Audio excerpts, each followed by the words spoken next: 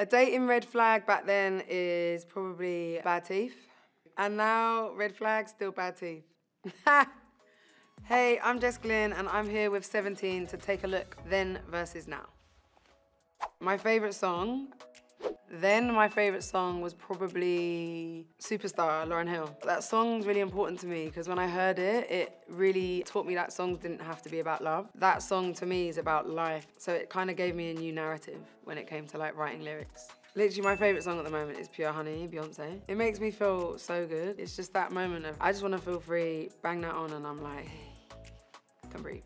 I was super fortunate to be able to see Beyonce on her Renaissance tour. She started with her ballads, and I found like the journey of the show really special because it was just like, it went from here to like here and it never went back. It was a journey of just like feeling good and then better and better. And at the end, you just are like, wait.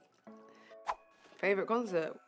Back then, my first ever concert was the Spice Girls at Wembley and my dad took me and my sister and her friends. I was like a huge fan. I had everything of theirs. They had a photo album, their merch, everything, t-shirt, like everything. Every Saturday, you'd go and get the new cards with the pictures on it. It was mad. So the most recent show that I loved was probably Usher at Vegas. It was so insane, loved it. He was just so epic. Banger after banger. He was very intimate as well. One of my favorite songs is Burn. So like when that came on, I was quite emotional. Celebrity crush, back then. I mean, Justin Timberlake, I was really a big fan of. I was also in love with Usher as well, let's be real. Do you know what's mad? I'll be really honest. I don't really have celebrity crushes like that, you know? I'm just like, I need to know you. I can look at people and appreciate them, but I'm like, unless I know you, I don't really fancy you. Like now, if I was to have a crush, I mean, Charlize Theron is stunning. I could put her down. I'm just a big fan, you know? A dating red flag back then is probably bad teeth. And now, red flag, still bad teeth. The worst thing that anyone's ever said to me on a date, can I be real? I don't remember ever going on a date. I don't think I've ever been on a date. I've kind of been in like long-term relationships. Actually, I have been on a date and I ran away, yeah. I actually have. Hated it, yeah. Just bad energy, you know, from a totally different world. Style. So back then I had horrendous style, no taste, no vision, unbearable. For real, gross. And now I feel like I know who I am, I know what I like, and I'm a classy bird. You know what I mean? My pre-show ritual from back then has never really changed. I've always been the same. I'm a creature of habit. Maybe things have evolved and become a little bit more particular.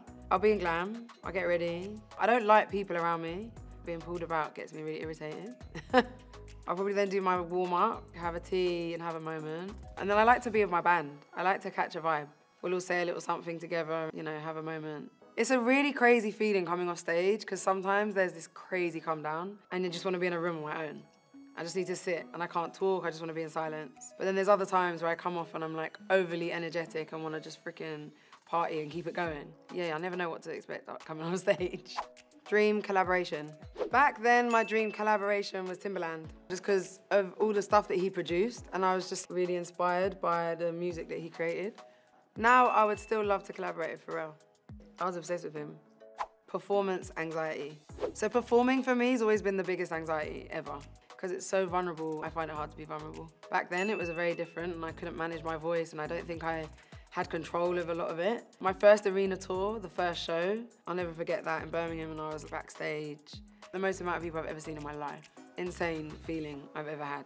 And I was like pretty hysterical. I often cry before I go on stage. Whereas now I think I've learned and like I've grown and I've also like, you know, done a lot to like help myself as well. One thing that I now really believe that I didn't necessarily is you go on stage really fearful of whatever's gonna happen and da-da-da, but like don't ever forget the people are there because they want you to win. That's the one thing that I actually believe now.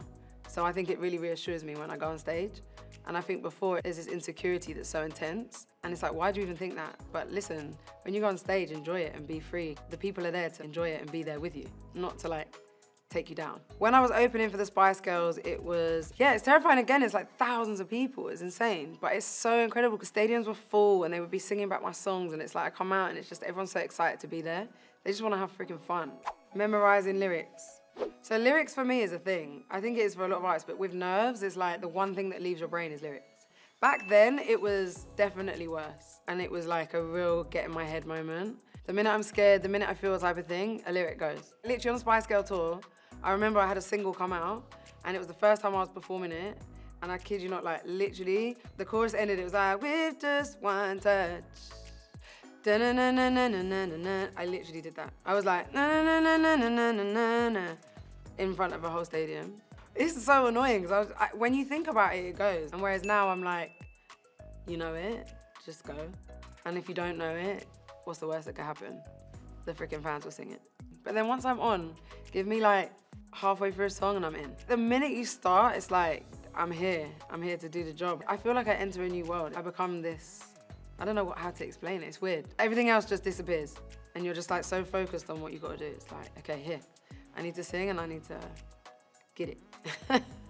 Thank you so much for going through Then versus Now, and keep a little eye out for my single, What Do You Do?